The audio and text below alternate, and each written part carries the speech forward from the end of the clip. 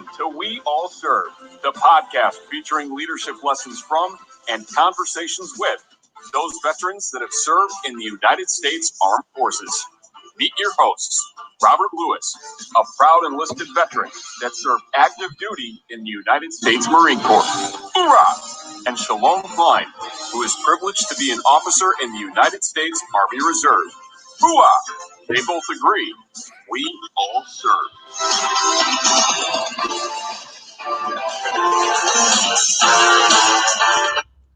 Welcome back to the We All Serve podcast with myself, the Marine, Robert Lewis, and with my co-host. Please forgive him for the Army, but Shalom Klein. No, seriously, thank you for joining us. Thank you for being back for another great episode with yet another outstanding guest. Shalom.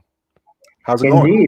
Indeed. An outstanding guest, and I just have to say, an incredibly accomplished individual that serves in the, let's fill in that blank, the Army. Yeah, unfortunately. That's the only blemish I see on her resume. No, seriously. Once again, it's great being with my brother here, Shalom. But I have to tell you what Army really stands for, Shalom, so you don't have any mixed notions or preconceived notions. You know, Army stands for Always Riding Marines Yearly, ARMY. You know, get off our backs, man. Get off our backs, man. I'm glad you came prepared for that. I'm glad you came prepared for with that. Yep. I'm an MP. And our guest is a JAG, and we usually work really, really well together. And I have to say, you're outnumbered in this one. You're outnumbered yet again. But ultimately, Robert, I know we all agree that we all serve. Yes. So that's the theme of the podcast, and so no hard feelings over there. I mean, I know it's going to take you a little while to get a fellow Marine on the program, but we'll do it, and I'll be respectful. No, seriously. No, I'm working on that. I gotta get some assistance on this podcast, man. But yeah, man, it's another beautiful day in the neighborhood to serve.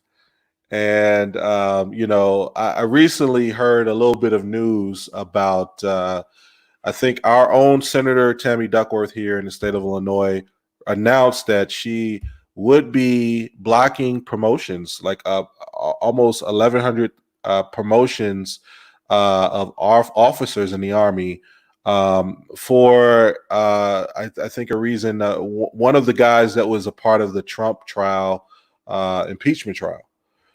Sounds like a bunch of stuff going on with that. But seriously, I hope all goes well, essentially, with all parties involved. I think that there's a lot of news going on. You got the COVID-19, you've got the protests, you've got the country seemingly, going through a lot during these current times. And this is the reason why this podcast is so important. We All Serve lets you know that no matter your walk of life, not even a matter of your perspective, but just the fact that you understand that no matter where you come from or what you do, your service matters. Wouldn't you agree, Shalom? 100%, 100%. And by the way, we have to make sure we get Senator Duckworth on the program because she has quite an impressive service record, and she continues to serve in the United States Senate. And I know she's being floated as a possible pick for vice president from Vice President Biden. And I've been fortunate to get to know Senator Duckworth well. I know that she has a rich legacy at your professional home at IDVA. Sure. And she accomplished some great things, and she continues to identify herself by being a leader on veterans issues, which is impressive. And I mean, what I take from, I'm a big believer in you can learn something from just about everybody that you come across. I mean, I know both you and I are heavy networkers. We're involved, and we talk to so many people every day. And I could probably count on one hand the number of times over the past decade that I've left a meeting just feeling like, maybe there's not really any follow-up, maybe there's nothing there. Right. Almost every conversation, there's been something, a leadership lesson to learn. And I mean, Yep. We All Serve is ultimately all about, bringing in just some people with just an impressive bio, which, by the way, is not even a one iota of what I can say about about our guest today. She has a bio and a resume is the understatement of the year. So we're gonna get into that, but ultimately, yes, we can learn something from everybody, and there's a lot going on in this world. And hopefully, to anybody that's tuning in, this is the opportunity that you can take a step back, meet some people that you possibly otherwise would not have met. And by the way, shameless plug, we stream these conversations on YouTube, so you could actually see the facial reaction that I had when introducing Robert Lewis as a Marine veteran. So I mean, and his look on his face as we talked about the Army. But ultimately, we are brothers, my friends, and we are brothers. We love each other, and Yep. And so we stream these live on YouTube, and it's available on podcasts, on Spotify, Google, Apple, pretty much anywhere where you can find podcasts. We All Serve is available. Just search for it and click subscribe so you don't miss a single episode, because we've got some great conversations lined up in the coming weeks. So, Robert, why don't you tell us a little bit about Jen Garrett and how you got to know her, and just like I said, just resume doesn't even cut it. No, it doesn't. And kind of like what you just remarked there, Shalom. When you most of the meetings and that we go into, and there are many meetings in this business that you have to have. It's rare that I go into a meeting and not come out with a new networking partner, a new think tank provider, someone who's going to enrich my life just because of who they are and not just because of what they can offer to the conversation. And I think that's kind of what happened this time when I met Jen. Jen and I did not know each other previously. I was invited to a group called MVP, Emerging Vets and Players, and Jen was there. Before I even met Jen, the energy that she had emanating from her lets you know she's a force to be reckoned with. So I just want to say, we met. We've been talking for a while back and forth about how can we partner. You're doing such great work. I'm making the same efforts, and we need to figure out how to make this happen. And voila, we came with this platform with the podcast, and I'm so excited and just kind of baffled by how our next guest does what she does. But needless to say, our guest today, Jennifer Garrett, is an internationally recognized author, entrepreneurial-minded executive, and powerful speaker who possesses a passion for helping and inspiring others, pushing boundaries and driving individuals and organizations out of their comfort zones to achieve greatness. Today, Jennifer, together with her organization, Feel the Push, teaches individuals how to play for success and cross the goal line by showing them how principles from the game of football can be taken off the field and applied to one's career, business, and personal setting to be successful in life. Jennifer's organization also works with athletes as they transition off the field to be all-star players in the life that they lead after football. Jennifer currently works as an executive coach, a corporate consultant, and judge advocate in the Army National Guard. As a results-oriented leader with a proven track record of challenging the status quo, Jennifer helps her clients drive organizational efficiency, close large-scale business deals, and exceed their targets. Jennifer's extensive experience includes working for the federal government and Fortune 50 companies such as the Boeing Company and General Electric. Her expertise spans many areas such as legal, sales, marketing, branding, engineering, program management, and strategic planning. Wow. In December 2012, Jennifer received the GE Women's Network Hall of Fame Real Life Hero Award. Jennifer currently serves on the Board of Counselors for the University of Southern California, Marshall's Masters of Business of Veterans program, and is an advisory board member for Operation Teammate. She is involved with a number of nonprofit organizations dedicated to helping current and former military service members and professional athletes. Jennifer is also a published author of Move the Ball. She holds degrees in BS Electrical Engineering, a bachelor's in Biomedical Engineering, a master's of Business Association, her MBA, an MA in Communications and Leadership Studies, a Juris Doctorate, and a Master of Laws in Business Transactions. Without further ado, ladies and gentlemen, I give you the Move the Ball podcast host and owner of JenniferAGarrett.com, Miss Jennifer Garrett. Hey guys, thank you so much for that lovely introduction. Are you tired just reading that? Because that was a lot. I'm gonna take some water right quick. Hold on. Get some water.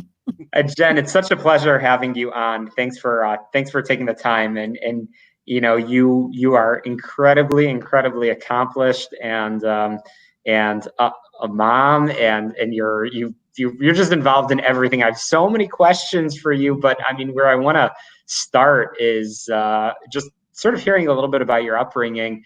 Can you tell us a little bit about where you grew up, what that was like? And I know sports is something that you love. Did you grow up with a love for sports, participating in sports as a child? Tell us a little bit about your childhood and upbringing. Yeah, so I grew up in Chicago, the city proper, so Northeast Side. Jennifer, I gotta interrupt you. Yes, go ahead. You grew up in Chicago? Yes. Now we talking city limits or suburbs? City limits. Okay, because our last guest, Paul Knudsen, he also grew up in Chicago. So I just want to make sure, because you know how it is when people say, "Oh, I'm from Chicago," and then you're like, "Okay, where about?"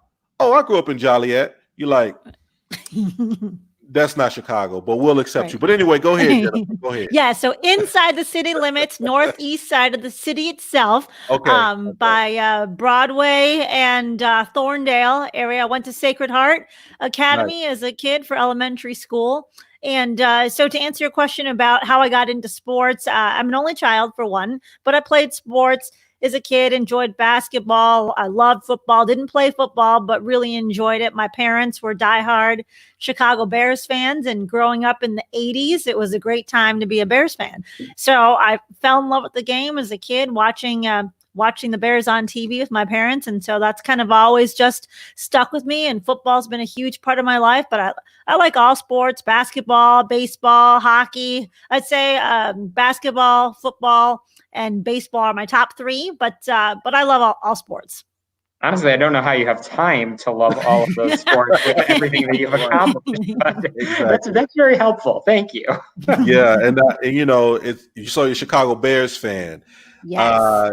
Every year it's like better luck next year for us Chicago Bears fans, unfortunately. But I tell you who my favorite bear is of all time: Sweetness. Okay, Yes. So I don't know who your favorite bear is, but can you tell us who that would be? And then what have that person done who's your favorite to move their ball forward?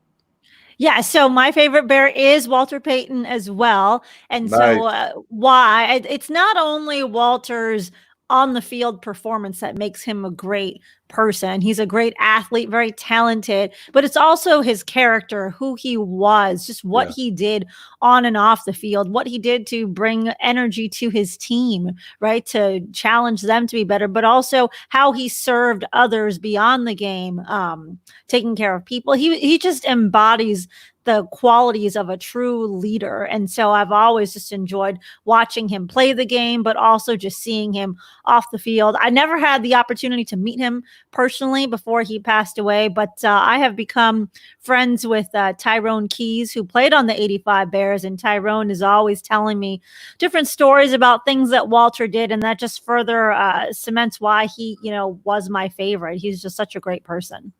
Wow.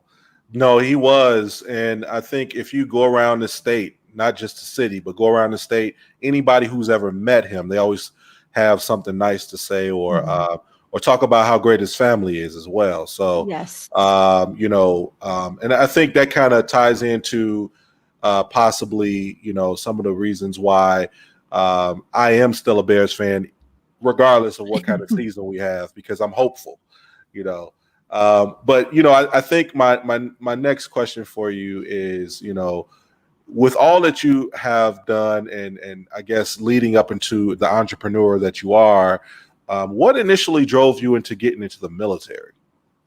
I've always had a desire to serve. When I was in high school, I actually wanted to close your ear, Shalom. I wanted to go in the Air Force, and I wanted to be a fighter pilot. And so that was kind of my path, was talking to a recruiter. And then I had enough people tell me, like, well, just be careful. Those recruiters will tell you anything. So that kind of spooked me, and I didn't go down that path. Went to college, started working for the Department of the Navy right out of college as a civil servant and GS employee. But I'd always had that desire to serve and to give back. And so I thought, well, one day I would find a way to do that. And so after I left the Navy, I ended up working for the Boeing company, went to law school. And then after I finished law school, then I direct commissioned into the Army as a judge advocate. Wow. It's an amazing story. So you're serving as a JAG now. Yes. I believe you joined in 2012. That's correct. Yes. 2012. So tell us a little bit about I guess what you enjoy most about service, the people that you've been around, some of your best experiences so far. Yeah, I'd say the best part about it is the people you get to interact with. I mean, there's some fantastic people in any branch of service, not just the Army. And I've met so many people in the Navy, the Marine Corps, the Air Force, and the Army. They're just top-notch, incredible people to get to work side by side with, to get to learn from, grow from.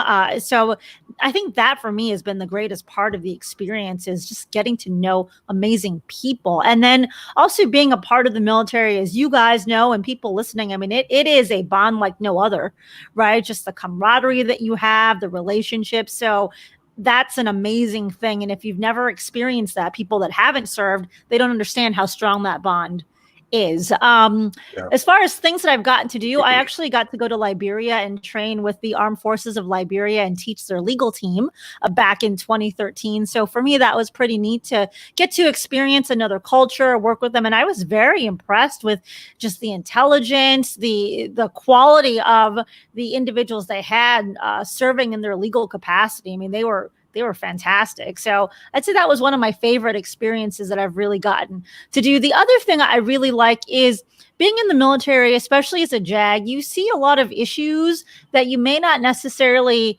deal with on the civilian side, just complex cases. I like to solve problems. That's fun for me. So being able to kind of think through more unique challenges and situations and come up with ways to solve them, I think is something that I personally enjoy as well. And it's funny, when I was going through OCS, through Officer Candidate School, I remember we had, as a reservist, so I already knew my branch, but our active duty brothers and sisters, they have to compete on the OML, on the Order of Merit list, and in order to get the job that they wanted. And I remember we had an MP officer that came in, and all the branches were all sort of promoting, why they're the best branch and why, the best job, you're going to have the best this, the best that.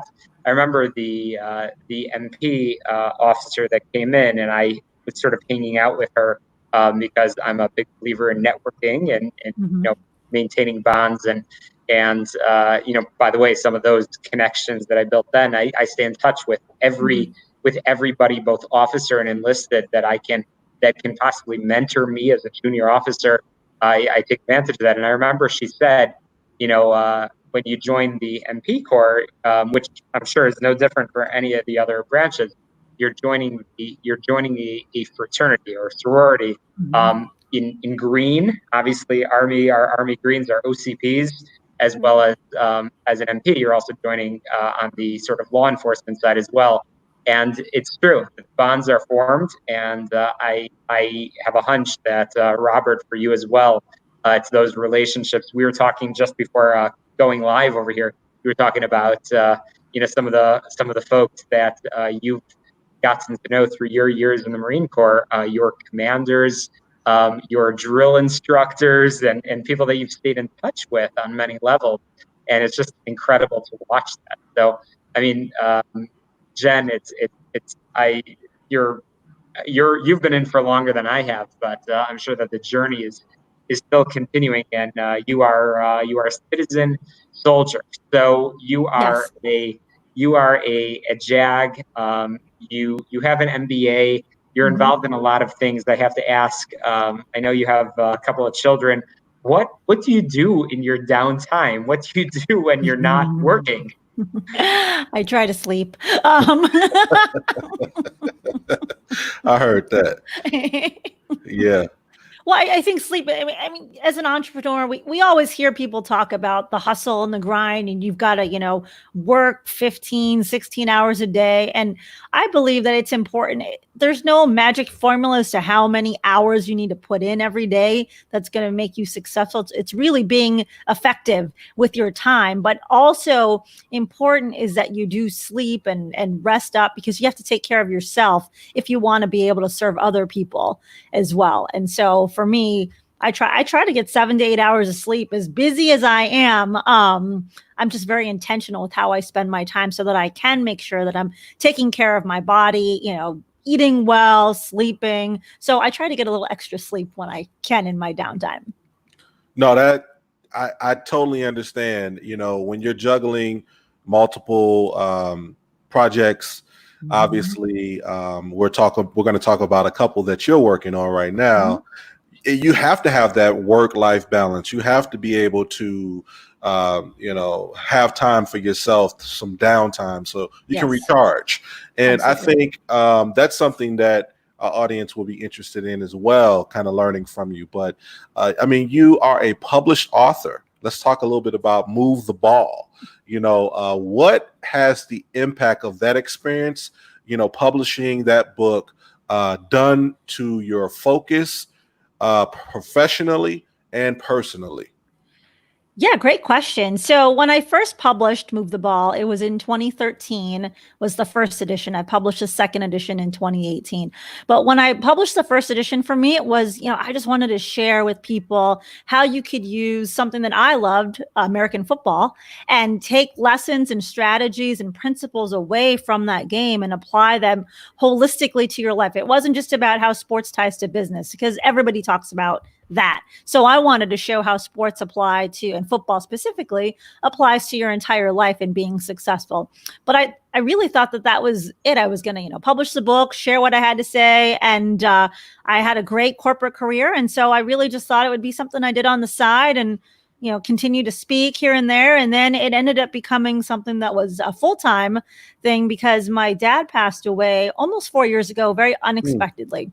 And I think things happen in our lives to redirect us in a new direction. And so for me, that was my dad's passing. Because it was so unexpected, I took a lot of time to reflect about how life is short. You never know when, it's going to be your last day, and what's really important to you. What are you here to do? And so while I loved my corporate career, so I wasn't unhappy, I wasn't unfulfilled, but it really made me think about, well, what do I want to do now? Do I want to continue doing this, or do I want to go in a different direction? And so I decided that I was going to go in a different direction. And the book was part of what enabled me to be able to go in that direction.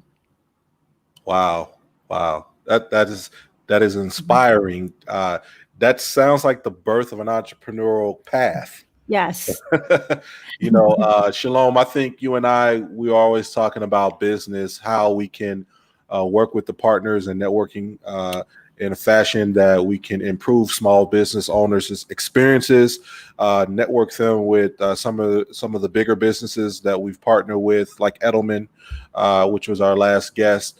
But also speaking to that experience that you've had, Jen, I think that a lot of future entrepreneurs, and more specifically women, can understand and have motivation in this era a lot more in volume because of your story. Your story is not only remarkable for you, but it's remarkable for those who are coming behind you. So Shalom, I don't know if if you've heard about her book, Move the Ball. We've talked about it a little bit, but you might want to expound on that a little bit, because Shalom is a guy who moves the ball in his own career, if I will. Well, I can tell you from writing a book myself, I know how hard it is to take all the energy that I know we all share, but then to sort of capture some of those ideas and put it in writing, and then hopefully make it tangible, so people can. So it's not just talking about yourself and your own experiences, but actually talking about hopefully inspiring others. So, Jen, with Move the Ball, what are some of the lessons that you're hoping that folks that become a part? It's not just a book. I mean, it's a movement. What are some of the lessons that you're hoping to impart to women entrepreneurs specifically?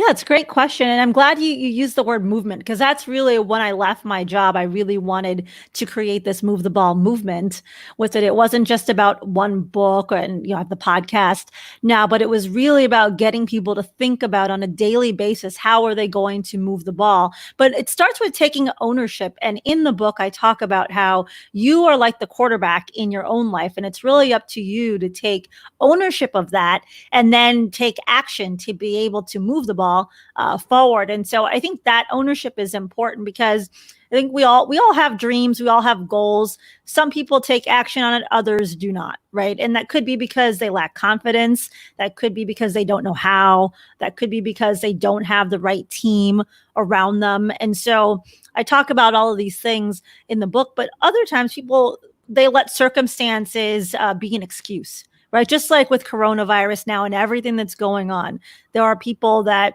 are still thriving, entrepreneurs that are still thriving, doing great things, because they have refused to let this environment be an excuse. It's just pivot, figure out how to keep moving forward. And so that's another thing that I talk about in the book and on my podcast and with my guests on the show, is making adjustments and figuring out, okay, this plan isn't working now because of some extraneous thing that I couldn't control. But instead of saying, woe is me, I can't do anything, it's really staying true to what it is you want to do and having that ownership over it. And when you're committed to that, then you're going to find a way no matter what happens. And so I think the ownership piece, the commitment piece, the having the confidence and understanding who you surround yourself with are all important things that I want people to be thinking about, because all of those are elements to being successful.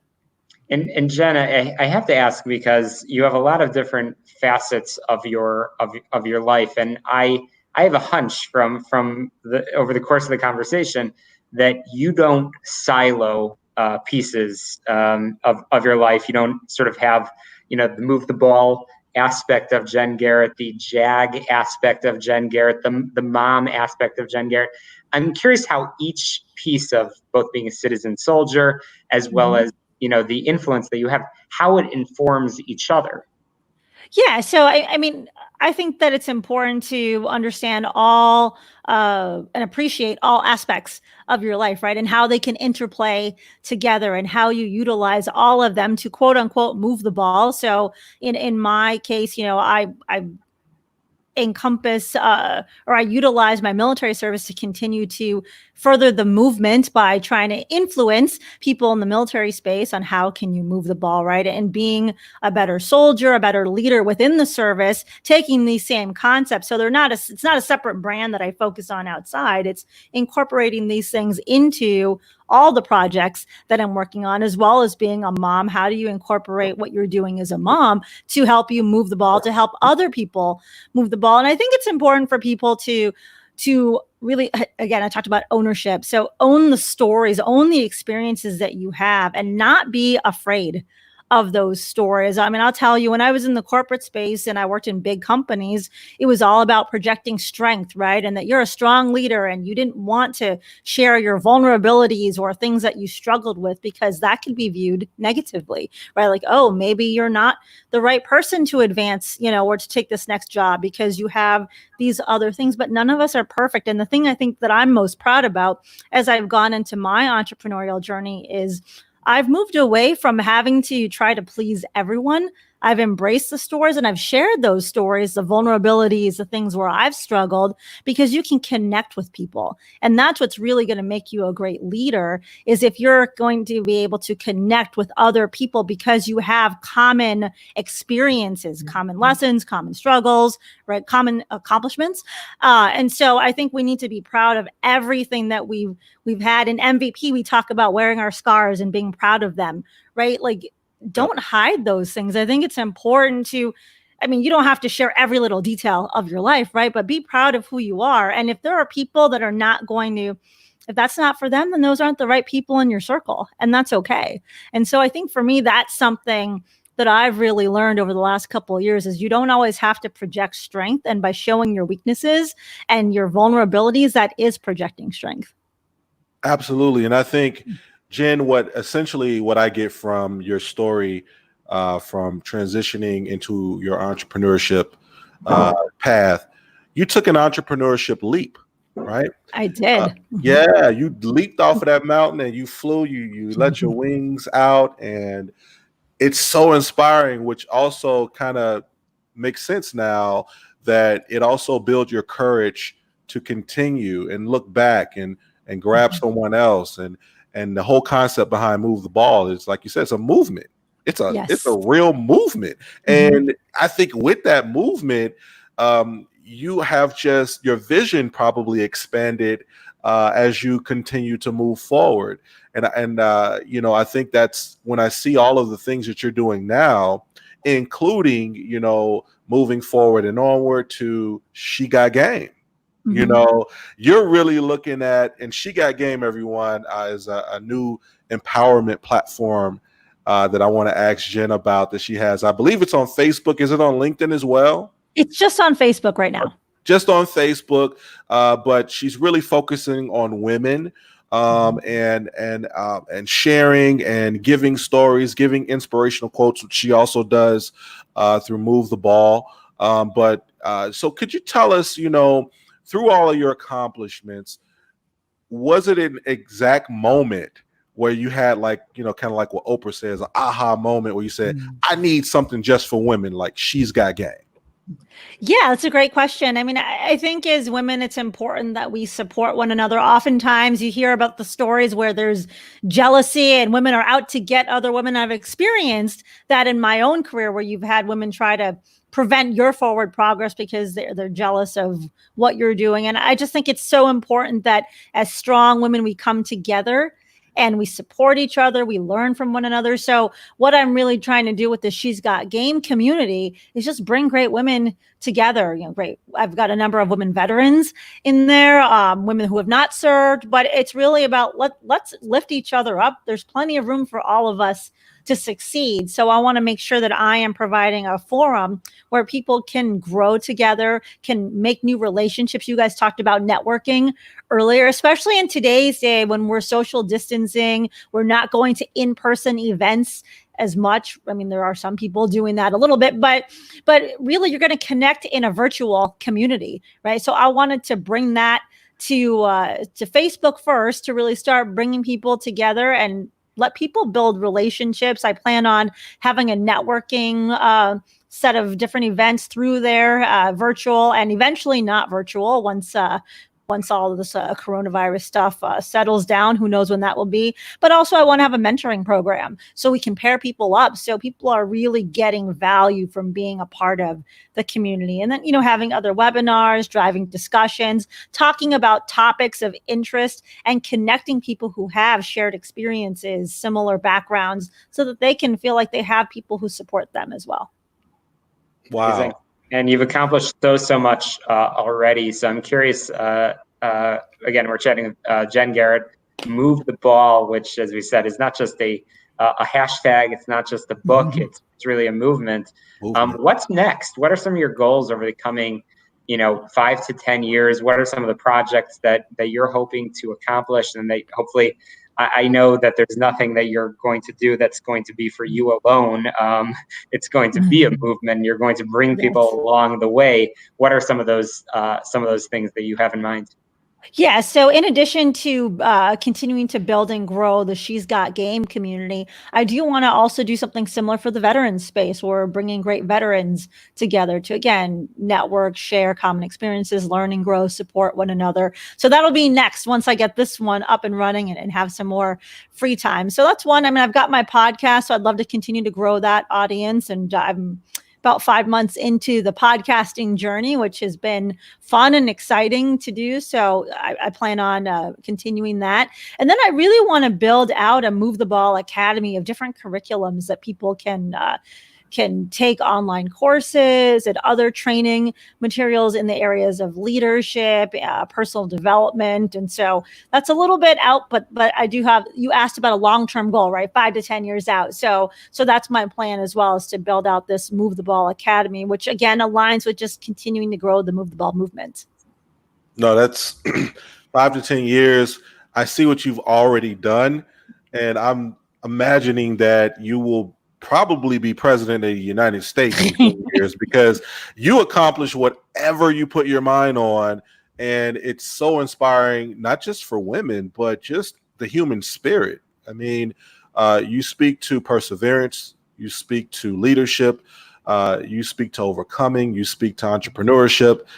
I can go on, Jen. And, I just want to say, I think that our guest today might just have had a birthday. Is that true? Yes, I did. Yes, on the 29th of June. Oh, well, happy belated birthday, or should I just say happy birthday? Thank you.